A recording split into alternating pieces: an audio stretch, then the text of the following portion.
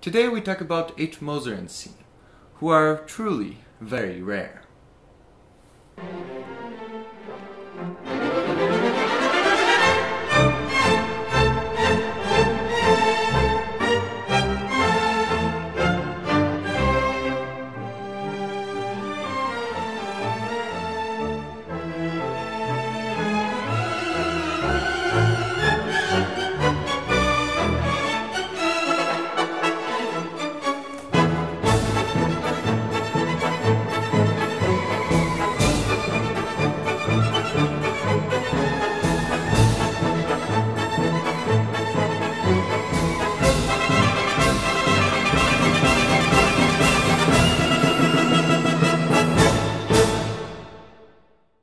This catalog came together with the Chopek catalog because the same person runs the customer support for both companies in the US. So let's begin by comparing these catalogs. So both the Chopek and the H. Moser have a sort of metallic font, titles, nothing else on the cover sort of cover. The Chopek does have a hard cover and it's textured, while H. Moser and C only has a soft cover, which is, well, it has a nice texture, sort of this matte feeling, but it's nice. Inside, the texture of the pages is similar to Chopek, though I'd say a tad smoother. And the ink quality and the printing quality is about the same. Now the big difference between these catalogs is that the Moser is taller than it is wide, while the Chopek is wider than it is tall. I personally really like the aspect ratio of the H. Moser. I do tend to prefer taller catalogs to the long and short aspect ratio. And I would say that the aspect ratio does fit H. Moser better. We'll get to my thoughts on the company later, but I would like to make this generalization that Chopek, like I said in that review, is sort of this modern historic brand, while H. Moser I would call a modern classic. You'll sort of see what I mean later on.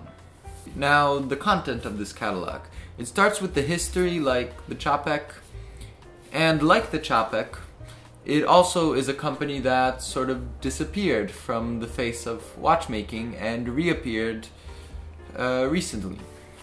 The person who brought back H. Moser is the great-grandson of Heinrich Moser, who founded H. Moser and C originally. That sort of eliminates all the complaints you might have about a watchmaker reusing an old name to gain a historic edge from the start of a basically new company. Now today this company is still family run. So if this catalog is to be trusted, that means that they are not bought by a bigger company like Swatch or the other one, Richemont, which I really do appreciate. And that's part of the reason why this brand is so very rare. Not many companies can be family run and retain their independence, which, as they say, gives them a lot more freedom. In this section they claim a timeless modern design, which I would agree it is modern, sort of this minimalistic look. And I don't think it really looks classical like the old pocket watches of the 18th century, well, of the 1800s. But I think this design will stand the test of time. An integrated manufacturer. This means that they manufacture all the components in-house, including the balance spring, the balance wheel, the escapement. That is incredibly rare. I personally think that if a company wants to be proud of being in-house, they should be making their own balance springs. That is, in my opinion, part of being in-house. And so this company, H. Moser, is one of the few brands that I would consider truly in-house. This shows, being a rare company that produces their balance rings, even being in-house doesn't mean that much, because some of the most important components are outsourced. So how can a company claim to be in-house when the heart of the watch comes from somewhere else? Now, I understand that a balance ring is very difficult and expensive to manufacture, but still leads to the question of what really is in-house. So now we move on to the watches themselves, and we start with the Endeavor series, which is their sort of most complicated series. And again, I think this series perfectly shows how H. Moser creates watches that look simple but hide far more complicated designs. We start with the minute repeater tourbillon. This watch shows the gongs on the front of the watch and the tourbillon on the front of the watch, but it doesn't look too complex, does it? It looks really elegant and simple. Though we all know that a minute repeater and tourbillon are two pretty difficult feats to achieve. One thing I do wish was that on the tourbillon they do have this wonderful close-up shot showing all the wonderful finishing, and all the finishing is great, except for that on the tourbillon cage, I believe, but the little hook, what kind of looks like a miniature swan neck regulator, that part is not beveled. Everything else is wonderfully beveled, but that part is not, and it doesn't need to be, but if it was, that would have made the watch even better. And we move on to the Endeavor Perpetual Calendar, which is the watch that introduced me to H. Moser and is a very innovative, however you pronounce that, watch. It is a very special perpetual calendar in that it has a completely uncluttered dial. We'll talk about the dial in a second. The movement is also very nice. It is a very unique looking movement and one of the few Swiss movements to have chatons, screwed chatons, which you can just barely make out on the little tiny picture of the movement they have. There are two real things that stand out about this perpetual calendar. The first being, well, the uncluttered dial, the fact that they have the leap year register in the movement, well, on the back of the movement, so that takes away one piece of clutter from the dial. And the month phase, and the month indicator is an arrow-shaped hand, that points to one of the 12 hours, and that shows one of the 12 months. To be honest, I don't like that arrow. I think that the idea is wonderful, but the fact that they took a watch with these elegant hands, these curved, sort of rounded hands, and stuck a short, stubby, pointed, flat arrow on it, sort of ruins the watch. Another thing that I don't like about H. Moser & C watches in general is the sub-seconds. I just don't like the thickness of the border with the indices for the, I don't know why they have indices like that, but they do. I just don't like that. I think it's too thick, and it would look much better if it was, well, like half the thickness. For me, that ruins the look of their sub-seconds models, and is the reason why I prefer the center seconds, which I think are wonderfully executed. The second big, well, it's not really an innovation, but the second big thing about this perpetual calendar is the fact that you can wind the calendar, change the date forward and backwards.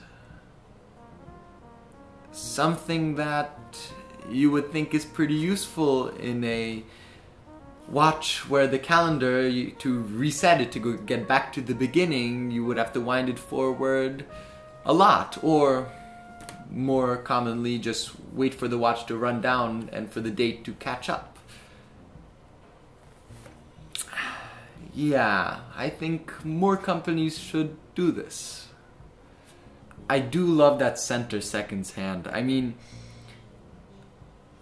that it's basically this needle, but the counterweight is just so elegant that it really does look nice against the hour and minute hand. And then we get to the Pioneer line, which has a few different, which is of a slightly different design, but not too different. And here the first watch is a perpetual calendar. This perpetual calendar I love. I wish they had that month hand from this watch on the Endeavor perpetual calendar, and that would have made it wonderful. Also, the sub-seconds, first time I'm seeing it, these sub-seconds have a thinner border, and I wish they had these sub-seconds on all their watches. Well, I don't know if the indices, but I definitely prefer the hands of the Endeavor line, but I prefer the perpetual calendar month hand and the sub-seconds. They should really do a third series for me. So that's the Pioneer series, and we get to the Swiss Alp watch, aka the Apple watch. I don't know if you can see it like me, but there's just something about these watches that really looks like an Apple watch, especially the Swiss Alp watch, the time-only one. It just has that look of that the Apple watch. This does look like an Apple watch, a very expensive Apple watch, but an Apple watch. I do like these watches, and I think they're great, but they do look a bit like an Apple watch, do they? And after that we have the Heritage series, which personally I love. Heritage series, I love it. I love this older style of watchmaking, and I appreciate that they make it. And it also makes their collection sort of whole and not one-sided. It makes them, as a watchmaker, more of a round character than a flat character. Now onto my personal opinion. Now, like I said, it's very rare that you get a watchmaker that makes their own balance wheels, and I do love that. I also like this design of H. Moser. I would certainly not call this classic watchmaking, and it is a modern look, but in my opinion it's sort of, we'll see how it stands the test of time, of course, but I think it's a more timeless design than the more crazy modern watches. One thing to note is that there are many sub-$1,000 sort of micro brands that have this sort of dressy watch with a, I don't know, brightly colored, but they're a strongly colored dial, sort of like H. Moser, but of course H. Moser is of much higher quality. So if you like that design but want a higher quality watch, then H. Moser seems to be perfect.